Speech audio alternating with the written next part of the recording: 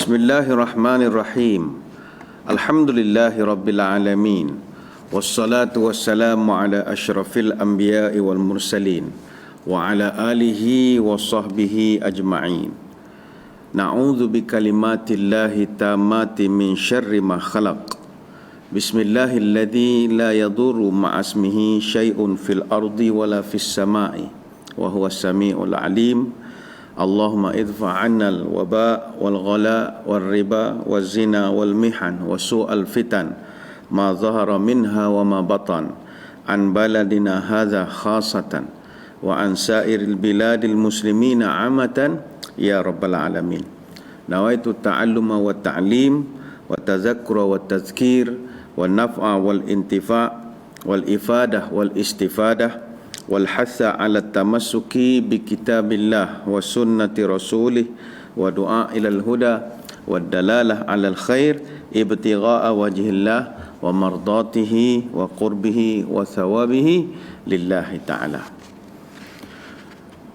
Yang kita hormati para pecinta ilmu, seterusnya seluruh para penonton, sama ada yang berada di tanah air ataupun yang sedang berada di luar daripada negara, tuan-tuan guru, para alim ulama, para habaib, para puasawan, mudah-mudahan dirahmati Allah sekalian.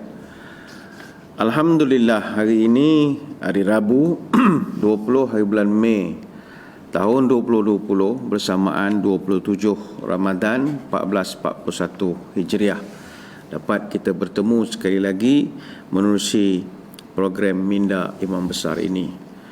Tanpa kita sedar, sudah pun kita berada pada 27 hari bulan Ramadan. Ramadan 27, angka terhitung. Akankah kita mendapat untung? Harapan indah selalu digantung, berharap amal sebesar gunung. Bila tiba Ramadan ke-27, marilah saudara kita bertawajuh. Moga Lailatul Qadar akan berlabuh singgahi hamba yang bersungguh-sungguh. Kita masih lagi dalam suasana berhadapan dengan bencana non-alam yang berskala international, dan tanpa kita sedari hari ini genap 63 hari ataupun tepatnya 2 bulan 2 hari kita dah berada dalam tempoh Perintah Kawalan Pergerakan PKP, dan hari ini genap seminggu kita berada dalam fasa yang kelima PKPB yang telah pun bermula pada 13 Mei sehingga 9 Jun tahun 2020. Maknanya lagi 20 hari kita akan ber-PKPB sebegini. 17 Syawal nanti baru selesai kalau tidak ada penyambungan terhadap fasa yang ke-6.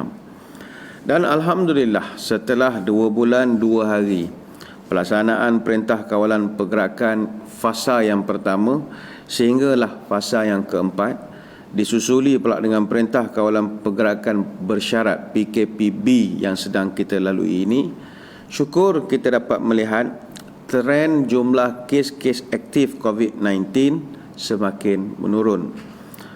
Segala pencapaian dan kejayaan ini adalah hasil daripada kita bersama, kerja keras daripada frontliner kita dan juga kepatuhan masyarakat, rakyat, orang ramai terhadap prosedur operasi standard ataupun SOP yang telah ditetapkan di bawah pelaksanaan PKP dan PKPB.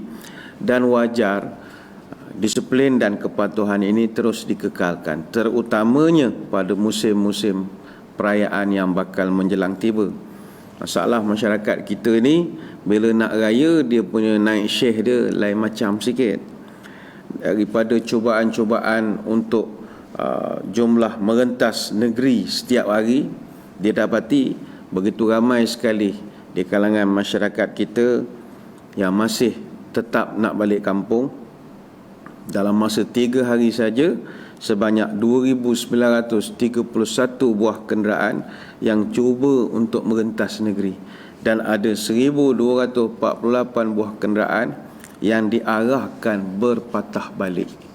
Bayangkan, yang tak mohon cerita lain, yang mohon tu cerita lain. Yang mohon ada 1.47 juta pengguna telah memuat turun aplikasi Gerak Malaysia 2.5. Hak mohon saja ada 605,723 orang.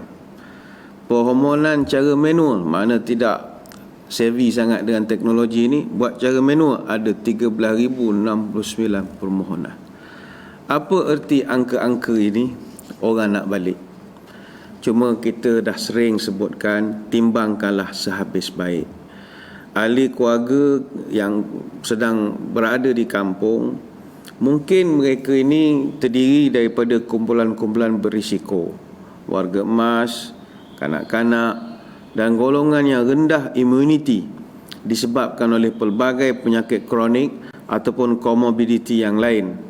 Kita risau berdasarkan data yang diterima sehingga 18 Mei tahun 2020 daripada jumlah keseluruhan kes positif COVID-19 di Malaysia, iaitu ada 6,941 kes, sebanyak 961 orang daripadanya adalah warga emas yang berumur 60 tahun ke atas, lebih kurang dalam 13.8%.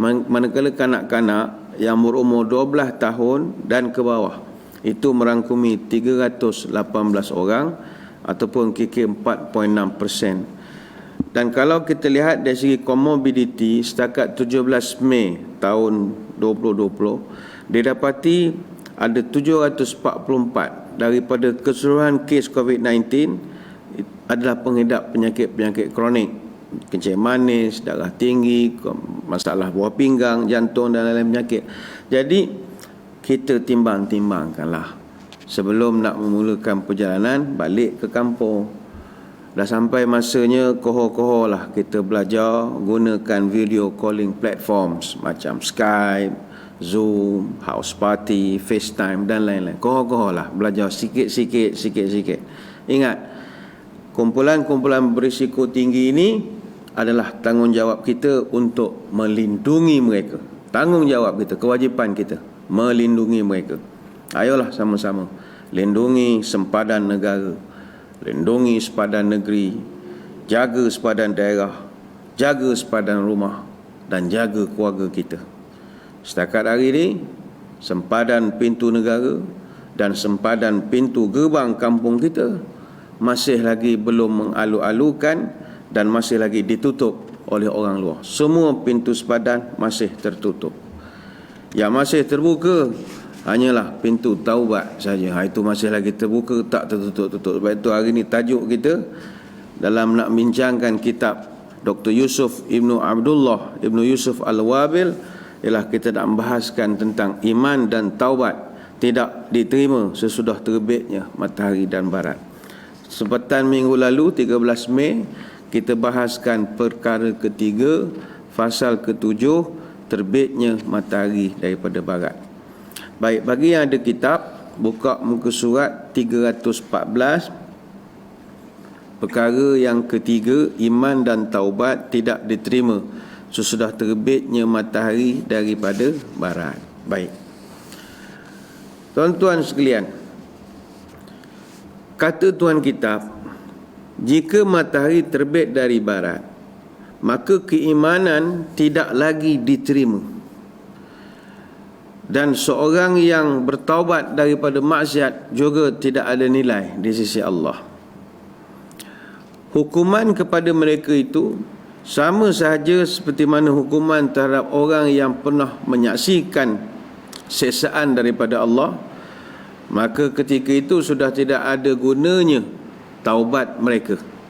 Dalam Quran surah Al-Mu'min ayat 84 sampai 85 ada disebutkan, falamma ra'au ba'sana qalu amanna billahi wahdah wa kafarna bima kunna bihi musyrikin falam yaku yanfa'uhum imanuhum lamma ra'au ba'sana sunnatullahi allati qad khalat fi ibadihi wa khasira hunalikal kafirun. Maka tatkala mereka melihat azab kami, mereka pun mengatakan, Tuhan, kami beriman kepada Allah dan kami kafir kepada sembah-sembahan yang kami sembah sebelum ini. Maka apa jawab Allah? Falam yaku yanfa'uhum imanuhum lamma ra'au ba'sana. Kata Allah Ta'ala, iman mereka tak ada guna lagi tatkala mereka telah melihat seksaan kami yang sedang turun. Itulah sunnatullah yang telah berlaku terhadap hamba-hambanya, dan di waktu itu binasalah orang-orang kafir. Surah Al-Mu'min ayat 84 sampai 85. Ibnu Katsir, dalam tafsir Ibnu Katsir ada mengatakan, jika tumbuh keimanan pada seorang kafir ketika itu, maka keimanannya tidak akan diterima. Maknanya kalau masa matahari terbit daripada barat, orang bukan Islam ni terbit keimanannya ketika itu, maka keimanannya tidak akan diterima. Adapun orang yang telah beriman sebelumnya, jika dia baik dalam perbuatannya, maka dia berada dengan kebaikan yang sangat besar. Adapun jika dia adalah orang yang mencampur baurkan antara baik dan buruk, kemudian dia bertaubat, maka taubatnya juga tak dapat diterima ketika itu. Dalilnya sebagaimana dijelaskan dalam Al-Quran dan juga pelbagai hadis. Sebagai contoh, surah Al-An'am, Allah Ta'ala ada berfirman, yauma ya'ti ba'du ayati rabbik la yanfa'u nafsan imanuha lam takun amanat min qablu aw kasabat fi imaniha khaira. Pada hari datangnya sebahagian tanda-tanda Tuhanmu, tidaklah berguna lagi iman seseorang yang belum beriman atau dia mengusahakan kebaikan dengan imannya itu. Ini surah Al-An'am ayat 158. Yang ini dalam kitab muka surat 315. Betulkan sikit, dia buat di situ surah Al-An'am ayat 15, tertinggal nombor 8. Al-An'am 158. Kemudian dalam hadis sabda Nabi sallallahu alaihi wasallam, la tanqati'ul hijratu ma tuqabbilatit taubatu wa la tazalu taubatu maqbulatun. Ini betulkan muka surat 315, hadis yang kedua itu. Baris yang pertama, wa la tazalu taubatu maqbulatun, bukannya maqbulatan, hatta tatlu'u syamsu minal maghrib. Hijrah tidak akan terputus selama mana taubat masih diterima, dan taubat akan tetap diterima sehinggalah matahari terbit dari barat. Fa iza tala'at tubi'a ala kulli qalbin bima fihi wa kufiya. Ini betulkan sikit, bukannya wakafa, wa kufiya. Wa kufiyan nasu, bukan nasa, nasu. Al-amalu, bukannya al-amala, bukan al-amalu. Wa kufiyan nasu al-amala, kufiyan nasu amala. Jika matahari telah terbit dari barat, maka akan dikuncilah setiap hati dengan apa yang ada di dalamnya, dan dicukupkan bagi manusia amal yang telah dilakukannya. Seterusnya ada hadis yang lain. Ni hadis ni muka surat 316. Nabi sallallahu alaihi wasallam ada menyebutkan, innallaha azza wa jalla ja'ala bil maghribi baban 'arduhu masiratu 70 aman litaubati. Sesungguhnya Allah Ta'ala membuat sebuah pintu untuk taubat, yang mana pintu taubat di bahagian barat panjangnya sejauh perjalanan 70 tahun. La yughlaqu hatta tatlu'a syamsu min qablihi. Ini betulkan sikit, muka surat 316, hadis yang atas itu baris yang kedua. La yughlaqu hatta tatlu'a syamsu min qablihi, bukannya qibalihi, ya, qablihi. Wa zalika qaulullahi tabaraka wa ta'ala, yauma ya'ti ba'du ayati rabbika la yanfa'u nafsan imanuha lam takun amanat min qablu aw kasabat fi imaniha khairah. Al-ayah. Maknanya pintu tersebut tidak akan pernah dikunci, pintu taubat itu, sehinggalah matahari terbit dari arahnya. Maka itulah makna firman Allah tabaraka wa ta'ala, kepada hari datangnya sebahagian tanda-tanda Tuhanmu, tidaklah bermanfaat iman seseorang yang belum beriman sebelum itu. Surah Al-An'am ayat 198, dan ini hadis daripada Imam At-Tirmizi. Cuma saudara, ada satu sisi pandangan yang sedikit berbeza, namun telah dijelaskan dan akan dibahaskan oleh tuan kitab, iaitu sisi pandang daripada Imam Al-Qurtubi. Kalau kita rujuk kepada kitab At-Tazkirah karya Al-Qurtubi, dan juga ada direkodkan dalam tafsir Al-Alusi, sebahagian ulama ada memberikan pula pandangan orang-orang yang tidak diterima taubatnya adalah orang-orang kafir yang melihat kejadian matahari terbit daripada barat. Tapi andai kata selepas kejadian matahari terbit dari barat itu selesai, kemudian bersambung pula dengan satu fasa kehidupan yang baru ataupun satu zaman yang baru, maka keimanan orang-orang kafir serta taubatnya orang maksiat itu masih boleh diterima.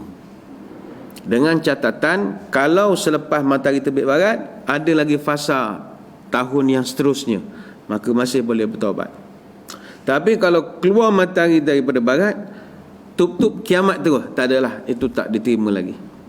Apa sebab? Kerana ada sebagian ulama yang mengatakan selepas berlakunya peristiwa terbit pada barat, ada pula mengatakan ada fasa kehidupan lagi. Walaupun ini satu pandangan yang tak diterima secara majoriti, tapi kita bahaskan sebab benda ni ada dalam kitab. Kata Al-Qurtubi, Rasulullah sallallahu alaihi wasallam pernah bersabda, ni muka surat 316, hadis ni tak ada matan, saya bacakan.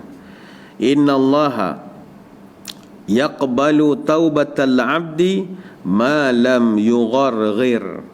Sesungguhnya Allah akan menerima taubat seorang hamba selama mana rohnya belum sampai ke kerongkong ataupun halkum. Ini hadis dalam Musnad Imam Ahmad.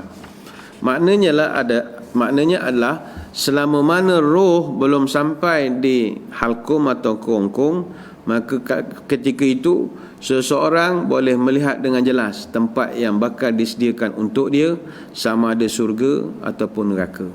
Maka orang yang menyaksikan matahari terbit daripada barat samalah dengan situasi orang yang menghadapi sakaratul maut.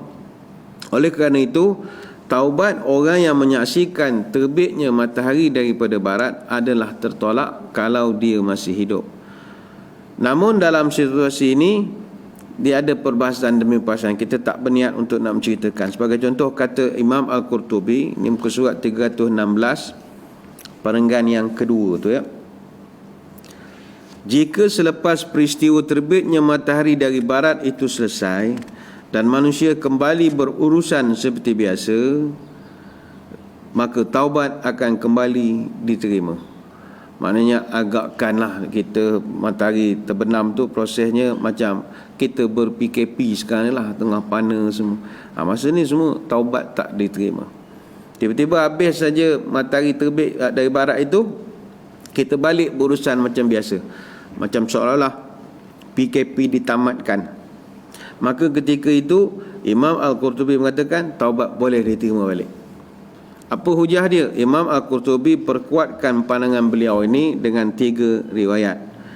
3 riwayat ini ada dalam surat 317 tentang status hadis-hadis ini, yang ini kita akan bahaskan pada muka surat yang seterusnya. Memang panjang tuan kitab, satu-satu dia terangkan hadis ini.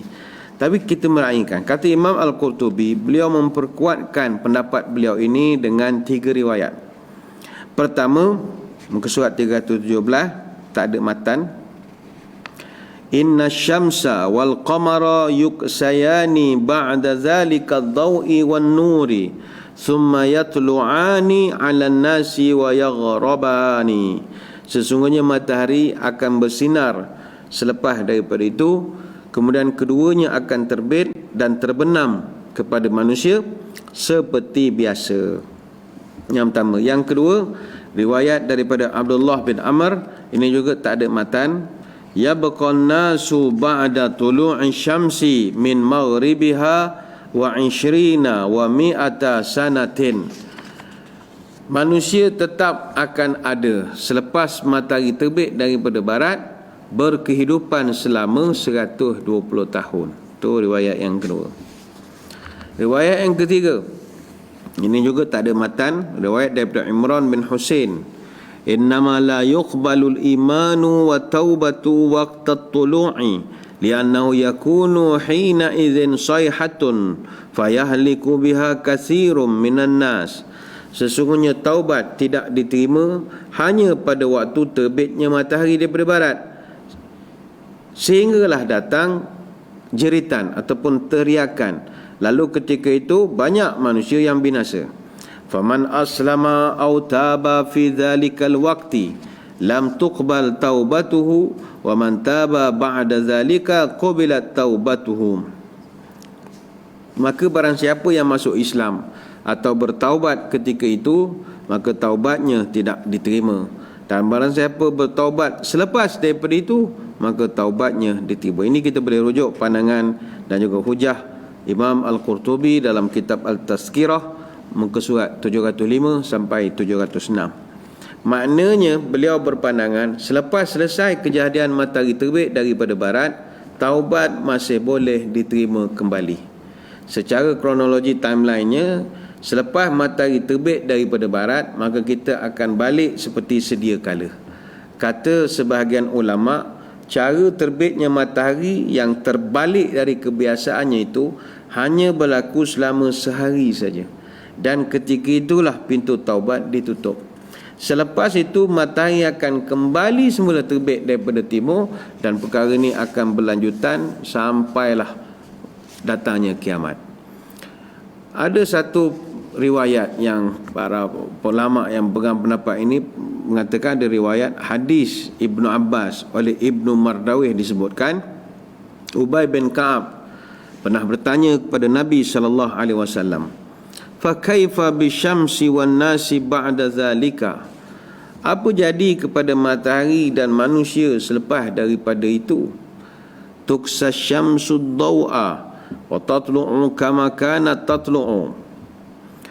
Nabi jawab, matahari akan tetap menyinarkan cahayanya dan tetap akan terbit sebagaimana terbit sebelumnya. Wa tuqbilu nasu 'ala dunya, dan manusia akan kembali menjalankan tugas seperti biasa. Falau nataja rajulun muhran lam yarkabhu hatta taqumas sa'atu. Ketika itu apabila kuda seorang laki-laki melahirkan anak, maka laki-laki itu tidak akan dapat menunggang kuda tersebut sampailah terjadinya kiamat. Dia kuda umur tak sama dengan manusia. Biasanya jurulatih ataupun trainers, dia akan mula latih kuda yang baru lahir ni, ada fasa-fasa dia. Dia tak boleh awal sangat, kuda tu tak kuat lagi, dan tak boleh lewat sangat, esok kaki bangku dia. Jadi biasanya dia kuat dalam fasa late yearling, dia panggil. Dalam umur kuda tu 18 sampai 24 bulan. Ada juga berambil tunggu sampai 2,5 tahun. Maknanya selepas peristiwa terjadi, Nabi umpamakan kuda tu tak sempat nak tunggang, maka kiamat habis. Maka dalam tempoh 18, 24 bulan ataupun 2,5 tahun kurang lebih, ya, kuda dia tak start daripada dia lahir, tak perlu tunggu dia umur 12 tahun, tak perlu. Sebab kuda ni kalau umur setahun, itu sama umur manusia 6.5 tahun. Dia punya ciri-ciri pada badan dia. Kuda kalau umur 2 tahun dengan manusia sama umur 13 tahun. Kalau umurnya 3 tahun, umur manusia 18 tahun. Jadi umur 3 tahun tu sedap ditunggang dah. Sebab dia dah macam, kalau manusia umur 18 dah lepas SPM. Dan kuda kalau umur 20 tahun tak payahlah beli. Itu dah setara umur orang 60 saja. Setara umur 60, tak ada kuat kederat, ya, mudah kena penyakit, vulnerable. Jadi itu pandangan daripada Imam Al-Qurtubi. Namun tuan kitab dia mengulas pandangan-pandangan Imam At-Tabari ni. Muka surat 317 ni bermulalah pandangan beliau. Tuan kitab tak bersetuju dengan pandangan At-Tabari bahawa lepas kejadian matahari terbit kononnya taubat masih boleh diterima. Dia tak bersetuju.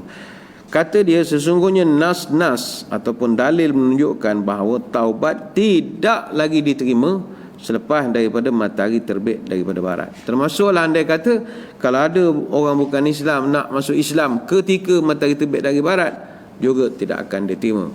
Dan dalil-dalil yang ada sama sekali tidak membezakan sama ada orang tersebut menyaksikan secara langsung terbit matahari itu atau tidak menyaksikan secara langsung. Yalah, terbit matahari ni tak ramai orang menengok. Orang kuat yang buta pukul 4 baru nak tidur, bila nak menengok matahari terbit. Jadi kata tuan kita, berdasarkan hujah hadis dan nas yang ada, tak kira engkau tengok atau tidak matahari terbit, kalau ianya berlaku, taubat kita tak diterima dah ketika itu. Pendapat tuan kitab ini disandarkan kepada hadis riwayat At-Tabari dari Aisyah radhiyallahu anha. Ni muka surat 317, tak ada matan ya. Iza kharajat awwalul ayati turihatil aqlamu wa tuwiyatis suhufu wa khalasatil hafazatu wa syahidatil ajsadu alal a'mal. Jika tanda kiamat yang pertama telah keluar, maka kalam ataupun pen yang digunakan untuk mencatat amal akan dilemparkan. Para malaikat yang kerja menjaga kita akan ditahan, dan manusia menjadi saksi atas amalannya sendiri. Kata tuan kitab, yang dimaksudkan dalam hadis dengan perkataan iza kharajat al-awwalul ayat, apabila datang tanda kiamat ataupun tanda-tanda telah keluar. Yang dimaksudkan al-ayat dalam hadis ini, kata tuan kitab, adalah terbitnya matahari dari barat.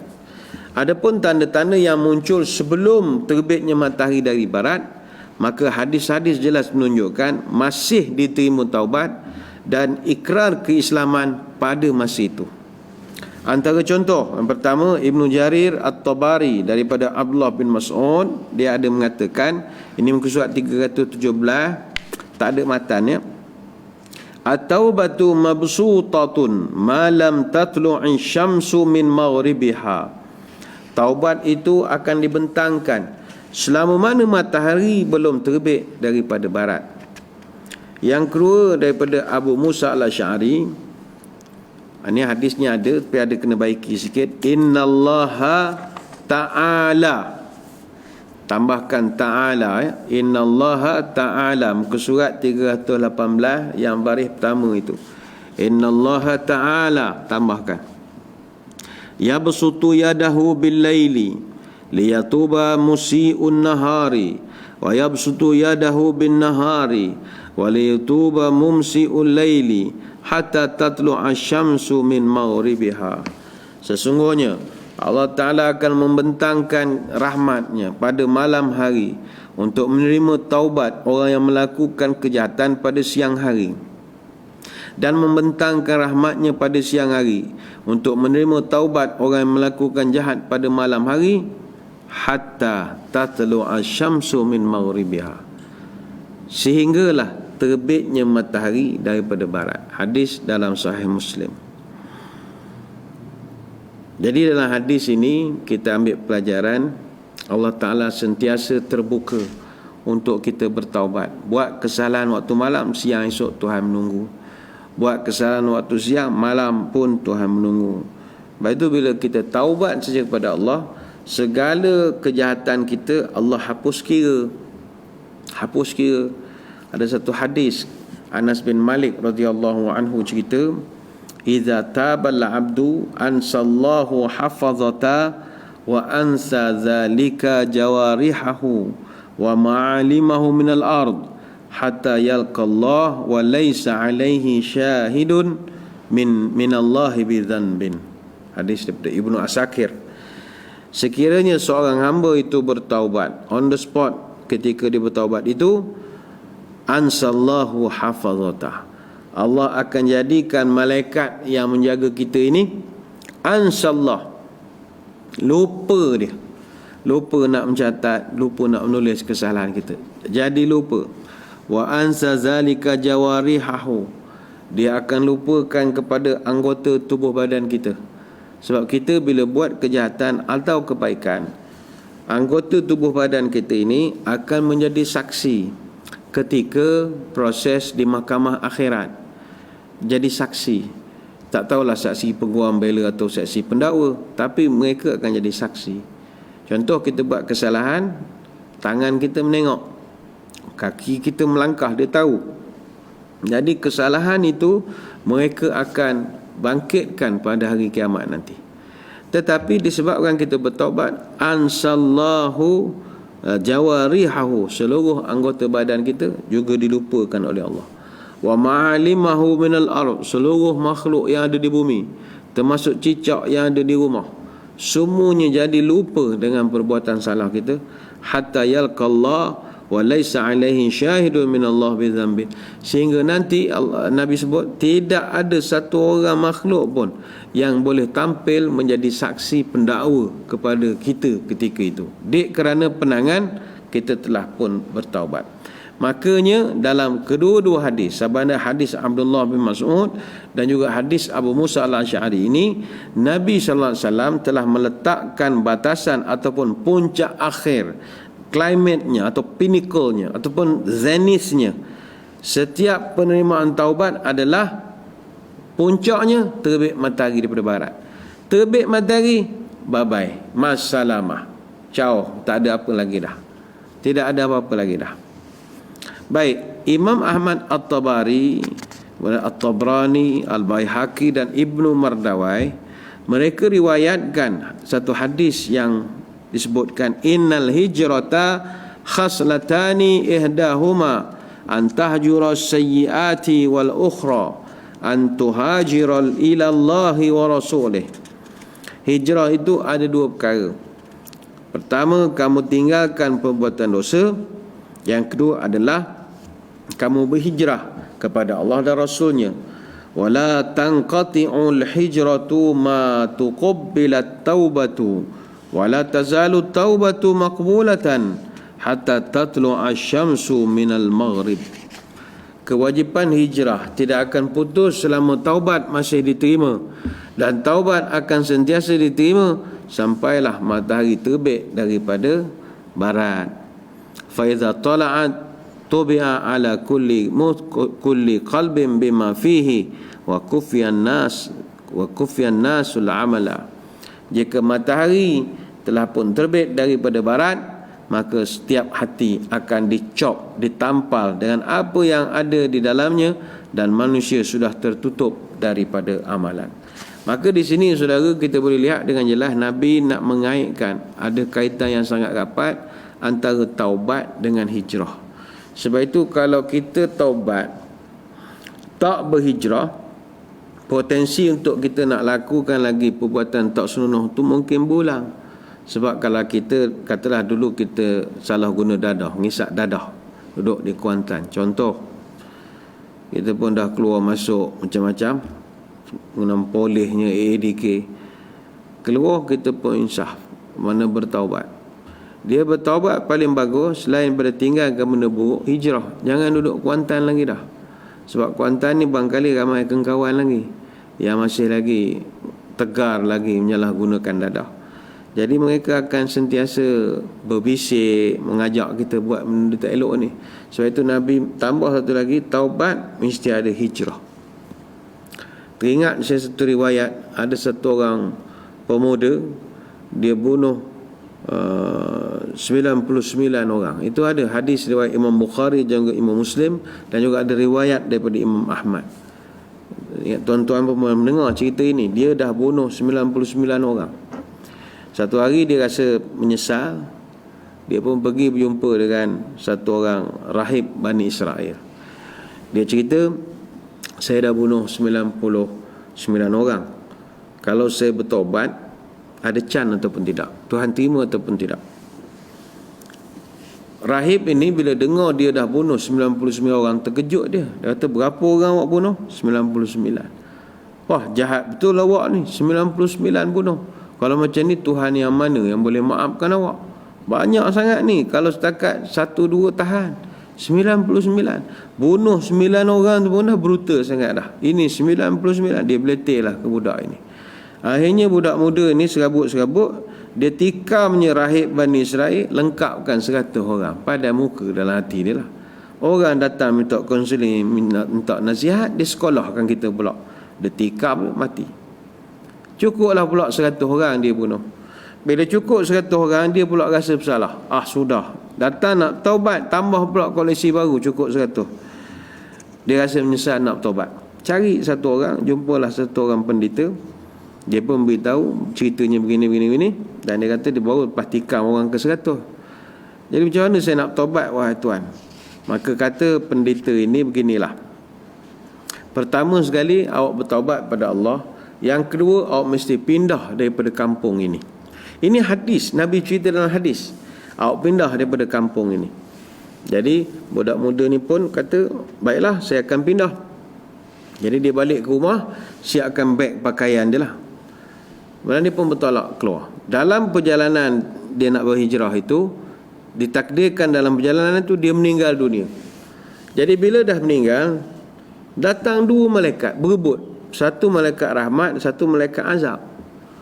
Malaikat rahmat dia berebut mayat sebab mengatakan bahawa orang ini dah pun bertaubat. Malaikat azab menafikan. Kata malaikat azab, kalau macam ni, taubat apa dia baru keluar rumah? Dia tetap ada dosa terbaru. Tadi dia bunuh orang, cukup 100 orang. Maka ketika itu kelahi, Allah titahkan satu makhluk yang lain, satu malaikat yang lain untuk selesaikan pertelingkahan. Lalu kata malaikat ni beginilah, jangan kelahi. Awak cakap ya, ya juga. Awak pun kata ya, ya juga. Kita bawa tali tip ni, contohlah tali tip ukur. Kita ukur arwah ni meninggal ni, dia punya badannya dekat dengan kampung mana, kampung yang dia tinggal ke kampung yang dia nak menuju. Jadi dibuatlah ukuran. Kebetulan dada arwah si mati ni menonjol sedikit ke arah kampung yang baik. Lalu dia diterima sebagai orang yang telah bertaubat di jalan Allah. Ini cerita ini ada direkodkan dalam hadis Bukhari, Muslim dan juga Imam Ahmad. Jadi pelajaran untuk kita, taubat itu masih lagi boleh dibuat. Dan taubat itu buatlah walau besar mana pun dosa kita, kerana betapa besar pun dosa kita, pengampunan Allah itu jauh lebih besar daripada itu. Baik. Seterusnya muka surat 318, ada yang di sebelah bawah itu, komen daripada Ibnu Hajar. Ibnu Hajar dalam kitab Fathul Bari, setelah dibawakan beberapa hadis dan juga asar, maka ditemui terkuncinya pintu taubat setelah terbitnya matahari dari barat akan terus menerus berlaku sampailah datangnya kiamat. Kata beliau, asar-asar ini saling memperkuat antara satu sama lain dan sepakat bahawa jika matahari telah terbit dari barat, maka terkuncilah pintu taubat dan tidak akan pernah dibuka selepas daripada itu. Dan sesungguhnya perkara ini tidak khusus pada hari kemunculannya dari barat sahaja, bahkan akan terus berlangsung sampai hari kiamat. Baik, tadi di awal kita ada sebutkan bahawa Imam Al-Qurtubi dia berpendirian bahawa selepas daripada matahari terbit daripada barat akan ada fasa kehidupan yang baru, dan dia pegang kepada 3 riwayat. Untuk muka surat 318 ini kita akan tengok bagaimana para ulama menjawab kembali tentang status riwayat yang digunakan oleh Imam Al-Qurtubi. Al-Hafiz Ibn Hajar dalam kitab Fathul Bari mengatakan beberapa dalil Al-Qurtubi ini perlu dibuat penelitian semula. Pindah balik muka surat 317, dalam hadis daripada Abdullah bin Amr, ni hadis saya dah bacakan, tapi kalau nak dapatkan dia punya keberkatannya, kita baca matanya berulang-ulang kali. Yabqan nasu ba'da tulu'i syamsi min maghribiha 20 wa 100 sanatin. Manusia tetap akan ada selepas matahari terbit dari barat selama 120 tahun. Maka dikatakan oleh Al-Hafiz Ibn Hajar, kema'rufan hadis ini tak dapat nak diterima, macam tak berapa benar, kata dia. Itu dalil yang pertama. Dalil yang kedua adalah hadis daripada Imran bin Husain, faman aslama aw taba fi dzalikal waqt lam yuqbal taubatih wa man taba ba'da dzalika qabla taubatuh. Barang siapa masuk Islam atau bertaubat ketika itu, maka taubatnya tidak diterima. Barang siapa bertaubat selepas itu, maka taubatnya diterima. Kata Ibnu Hajar, hadis ini juga tidak ada basicnya, tidak ada dasarnya, tak pernah dengar oleh dia. Yang ketiga, dalil yang digunakan oleh Imam Al-Qurtubi, inna syamsa wal qamar yaksiyani ba'da zalika dawi wan nuri. Sesungguhnya matahari dan bulan akan bersinar. Maka Al-Qurtubi tidak sebutkan sanadnya. Sungguh pun hadis tersebut tetap riwayatnya, maka kembalinya matahari dan bulan kepada keadaannya sama sekali bukan dalil bahawa pintu taubat telah dibuka kembali. Dalam kitab Fathul Bari jilid yang ke-13 dicatatkan, Al-Hafiz Ibnu Hajar tetap berpegang dengan nas penentu dalam perbezaan pendapat ini, iaitu hadis daripada Abdullah bin Amru yang menyebutkan terbitnya matahari dari barat, dan yang mana di dalamnya diungkapkan ini dalam hadis dia ada sebutkan famin yauma idzin ila yaumil qiyamati la yanfa'u nafsan imanuha lam takun amanat min qablu. Jadi dalam hadis ini disebutkan perkataan maka sejak hari, famin yauma idzin ila yaumil qiyamah, maka sejak hari itu sampailah hari kiamat, yauma ya'ti ba'du ayati rabbika la yanfa' nafsan imanuha lam takun amanat min qablu aw kasabat fi imaniha khairun qulit tanziru inna muntazirun. Tidak bermanfaat lagi iman orang yang belum beriman ketika itu, atau dia belum mengusahakan kebaikan pada masa imannya. Surah Al-An'am ayat 158. Maka hadirin hadirat para pecinta ilmu sekalian, marilah kita bertaubat. Marilah kita bertaubat. Sebelum pintu taubat ditutup, mari kita taubat. Apatah lagi kita sedang berada pada bulan Ramadan Al-Mubarak. Ada beberapa hari lagi baki. Dan bulan ni bulan taubat. Ramadan memang bulan yang penuh dengan keberkatan dan kasih sayang Allah. Sebab itu kalau Ramadan dieja jawi, kita boleh konsonankan pada 5. Pertama Ra, yang kedua Mim, yang ketiga Dad, yang keempat Alif, yang kelima Nun. Ini semua perkataan Ramadan ada makna. Ra maknanya rahmat, Mim maknanya maghfirah, keampunan Allah. Dad, dhamin, jaminan Allah, Allah garanti. Yang keempat Alif, amina, ditenangkan, diamankan. Dan Nun, nikmat. Sebab itu bulan ini adalah bulan pengampunan. Sangat rugilah kalau kita tak gunakan peluang ini untuk bertaubat kepada Allah. Sedangkan taubat ini mesti disegerakan. Kata Abu Bakar Al-Wasiti, at-ta'anni fi kulli syai'in hasal illa fi thalatha khisal. Berambi-rambi, bertertib-tertib, pelan-pelan, itu adalah perkara yang bagus, kata Abu Bakar Al-Wasiti. Kecuali 3 perkara. Yang ini kau tak boleh nak tertib sangat, tak boleh nak berhati-hati sangat. Iaitu yang pertama, inda dafnil mayyit wa inda waqtis salah wa taubatun indal ma'siyat. Pertama sekali bila mengebumikan jenazah, jangan lambat-lambat, kena cepat-cepat. Maksudnya jangan dibiarkan sampai 3-4 hari jenazah itu terbaring, jangan. Yang kedua, wa inda waqtis salah, kena cepat. Bila masuk waktu sembahyang mesti pantas, jangan terhegeh-hegeh. Yang ketiga, wa taubatun indal maksiat, taubat ketika buat satu-satu kesilapan. Ingatlah, besar mana pun dosa kita, Allah Ta'ala pasti akan ampunkan, dan Allah tidak ada masalah. Besar mana pun dosa. Pernah dalam satu riwayat disebutkan, ada satu orang perempuan, dia datang jumpa dengan Abu Hurairah radhiyallahu anhu.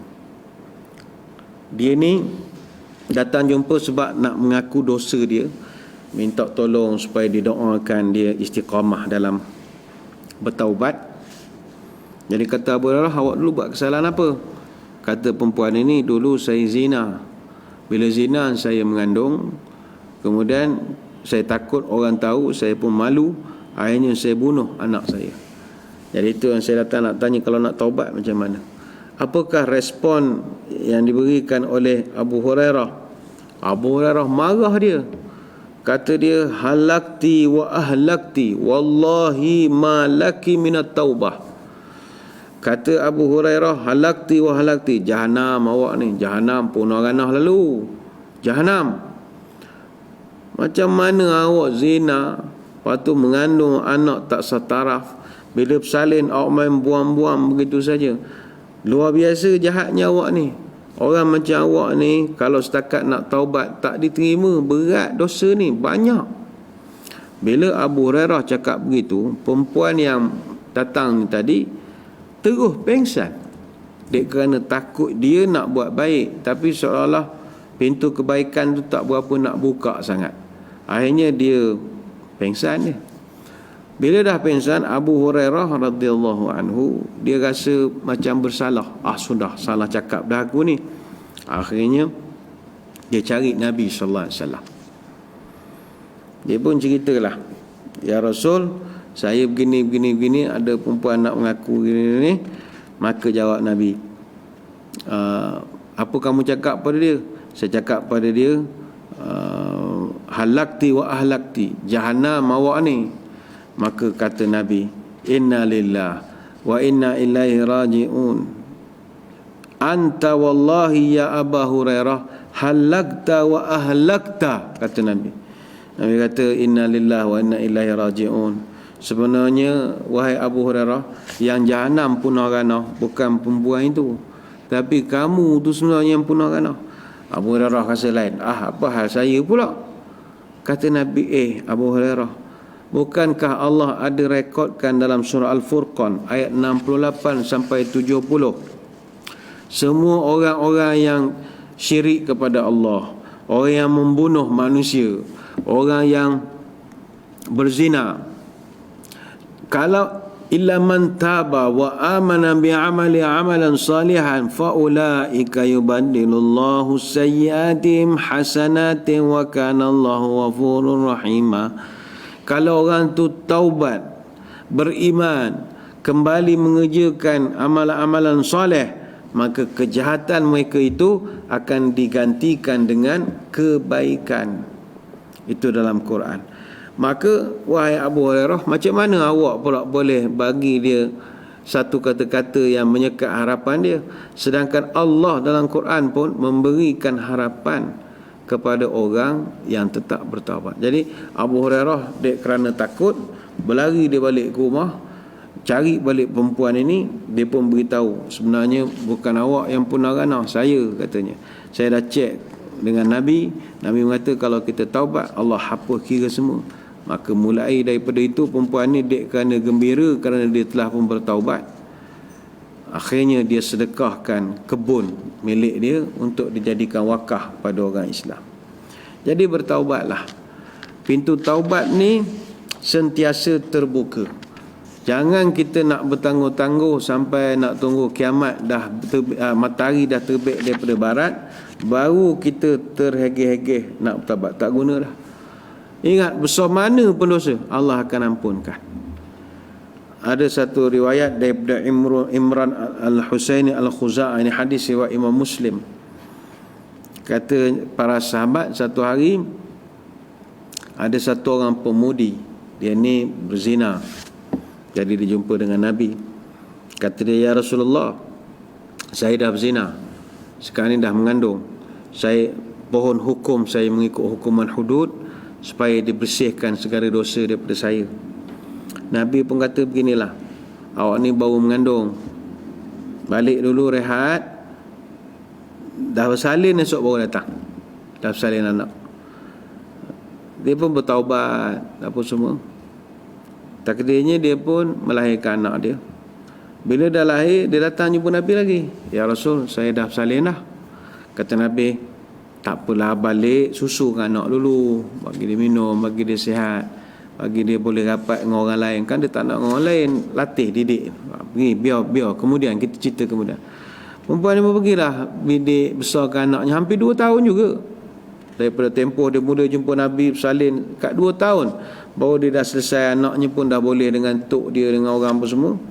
Maka ketika itu dia pun datang balik jumpa Nabi, lalu dijalankanlah hukuman seperti yang dia minta. Bila dah dijatuhkan hukuman, Nabi pesan pada orang ramai, jenazah perempuan itu biar aku yang semayangkan, biar aku yang jadi imam kepada jenazah dia. Bila Nabi cakap begitu, Umar Al-Khattab bantah. Kata Umar Al-Khattab, ya Rasul, kenapa nak jadi imam kepada satu orang perempuan yang masih hidup buat jahat? Kenapa nak jadi imam? Ni orang jahat. Kalau kita buat begini, esok jadi contoh ke orang lain. Lantaklah buat kerja tak senonoh. Nabi jadi imam juga koma ni. Jangan ya Rasul, tak sesuai. Maka kata Nabi, wahai Umar, tahukah kamu perempuan ni dah bertaubat sejak hari pertama dia jumpa dengan aku. Dan taubatnya itu setaraf dengan taubatnya 70 orang sahabatku di Madinah, kata Nabi. Setaraf. Apa erti riwayat ini? Artinya jangan jemu untuk bertaubat. Jangan jemu untuk bertaubat. Baliklah ke jalan Allah. Tuhan kita pesan, jangan tunggu sampai tiba hari kiamat ataupun tibanya matahari terbit daripada barat. Cuma kata Ibnu Abbas, taubat ini tak boleh tidak mesti dijalankan dengan 3 cara. Pertama, taubat dengan hati. Taubat dengan hati ini mesti menyesal. An-nadamut taubah. Ramai daripada kita, dia kata dia taubat, tapi bukan dengan kerana penyesalan. An-nadam. Jarang kita dengar orang taubat ni dia menyesal. Yang ramai kita jumpa orang jadi baik sebab dia dah puas buat kerjaan jahat. Itu ramai kita jumpa. Kadang kita jumpa orang, dulu dia ni kuat minum masa muda-muda, sekarang lepas jajak pencen ni dah tak ada dah. Jadi kita pun tanyalah, Pak Haji dah tak usik dah minuman-minuman ni? Dia pun jawab, saya puas dah ustaz. Muda-muda dulu sarapan minum air mabuk, tengah hari mabuk, puas dah, tinggal dah, zaman tu habis dah, tahun 60-an tak ada dah. Jadi percakapan begitu bukan percakapan orang taubat. An-nadamu taubah, dia mesti ada penyesalan. Maknanya kalau tanya, Pakcik macam mana tahun 60-an lu? Pakcik minum. Itulah, astagfirullahalazim, bila teringat balik, ya Allah ngapalah bodohnya aku dulu. Dia ada penyesalan. Yang itulah taubat. Kalau setakat tak buat kerana tak rut, itu cerita, tu bukannya taubat. Kenapa awak dah tak girlfriend keliling pinggang, kulu kilin, masuk hotel, keluar hotel? Orang taubat ni mesti jawab, aku dah insaf, aku dah taubat, tak nak lagi dah, tinggal segala benda tak elok. Itu orang taubat. Tapi kalau ngapa engkau dah tak bawa kulu kilin girlfriend dah, tak rut dah umur begini, itu bukan taubat. Maknanya dia tak buat kerana tak rut. Dia taubat ini mesti nadam, mesti ada penyesalan. Yang kedua, taubat kata Ibn Abbas mesti taubat dengan ucapan, zikir-zikir. Pandailah ustaz-ustaz sekarang ni ramai tu, bena ilallah, astaghfirullah rabbal baraya, macam-macam lah lagu-lagu zikir-zikir tentang istighfar. Dia istighfar ni mustahak. Sebab istighfar ni dia macam wiper kereta. Wiper kereta. Kita buat satu kesalahan, cermin tu macam hati kita, cermin kereta tu. Bila buat satu kesalahan, akan datang satu titik hitam dalam hati kita. Lagi banyak lagi hitam lah hati tu. Tapi titik hitam ni boleh dihapuskan dengan istighfar. Sama macam cermin kereta tadi, masuk satu kotoran, kita bersihkan, zas, wiper akan cuci. Ada satu kotoran, zas, kita cuci lagi. Begitulah proses seterusnya, supaya kalau benda tu terlampau banyak dan kita tak mulakan langsung proses pembersihan, nanti bila dah bertumpuk banyak, kita takut cermin tu tak dapat nak dibersihkan lagi. Nanti dia punya wiper pun agak boleh jadi patah kerana kita dah berat sangat baru nak dicucikan. Yang penting banyakkan beristighfar. Ada satu riwayat disebutkan Iblis pernah bercakap dengan Tuhan, "Ya Rabbi wa izzatuka la azalu ahwiya bani Adam madama ahwahum fi ajsadihim." Iblis dia telah minta kepada Tuhan, Tuhan, dengan kemuliaan Kau, aku akan sentiasa menggoda anak Adam selama mana roh masih ada dalam jasad mereka. Aku tetap akan goda. Apa jawab Allah? Wa izzati wa jalali ya mal'un la zalu astaghfir lahum. Kata Allah menjawab kenyataan daripada Iblis, wa izzati wa jalali, demi kemuliaanku, keagunganku, la zalu astaghfir lahum, hamba-Ku banyak buat maksiat, aku pula takkan berhenti-henti mendoakan, tidak berhenti mengampunkan kesalahan dia, hanya menunggu saja. Itu yang kedua. Yang ketiga adalah taubat dengan perbuatan, iaitu berniat sungguh-sungguh tidak akan mengulangi lagi dah. Makna menyesal betul-betul. Ramai orang kita tengok dia menyesal, bukan menyesal tak nak buat lagi dah, menyesal lain. Sebagai contoh, dia beli nombor ekor. Contoh dia tikam 6299. Tiba keluar result air gabuk 6288. Marah dia. Dia kata hantu raya betul. Aku dah elok dah gini. Lari pula satu nombor ni. Menyesalnya aku beli. Baik, kita dengar ayat dia sebut perkataan menyesal. Menyesalnya aku beli. Menyesal begitu bukan menyesal taubat. Itu menyesal membeli. Dia menyesal salah beli nombor. Dia kalau menyesal ini mesti menyesal tidak akan mengulangi lagi perbuatan tersebut. Sebab itu kita bila berada di penghujung Ramadan sebegini, macam mana kita nak tahu ya, kita ni segala taubat yang kita panjatkan ke sisi Allah telah pun diterima. Secara mudah saja. Ada 4 perkara kita boleh tengok kalau kita nak tahu kita ni taubat dah diterima bulan puasa ini. Pertama, ayyumsik lisanuhu minal fudul wal ghibah wal kazab. Alhamdulillah setakat 27 hari ini mulut kita terpelihara daripada cakap benda-benda yang boleh menjadikan dosa, ngumpat, menipu, mengadu domba, itu dah tak buat lagi. Itu tanda taubat diterima. Yang kedua, an la yara fi ahadin min qalbihi hasadan wala adawatan. Hati dia dah tak ada dah rasa dengki dengan orang. Orang dapat rezeki, dia tahniahkan. Tak adalah dia nak berdengki. Orang dapat pingat, dia buruk-buruk ke orang itu. Tak tahu dia ada masalah jiwa. Kalau orang ada perangai begitu, dia belum diterima taubat tu. Orang yang dah bertaubat, dia dah tak ada hasad daripada orang. Tak ada. Yang ketiga, an yufariq ashabas su'.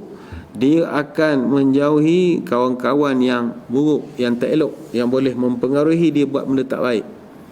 Dan yang keempat, ayyakuna musta'iddan lil maut nadiman mustaghfiran lima salaf min dhunubihi. Ini payah sikit. Iaitu kata ulama, orang yang dah bertaubat ini musta'iddan lil maut. Dia dah tahap anytime bersedia untuk mati bila-bila masa. Nadiman mustaghfiran lima salaf min dhunubi, dan sentiasa dia mengingati kebodohan masa lampau dia dan dia bertaubat pada Allah, jangan diulangkan lagi perbuatan itu. Maka orang yang dah bertaubat, dia kalau ditakdirkan mati, dia tak kisah pun. Dia tak kisah. Bagi dia mati-matilah, sebab dia dah buat sebaik yang mungkin. Dia telah pun bertaubat, minta ampun, minta maaf dengan orang dan macam-macam lagi. Yang penting buatlah kebaikan, bertaubatlah.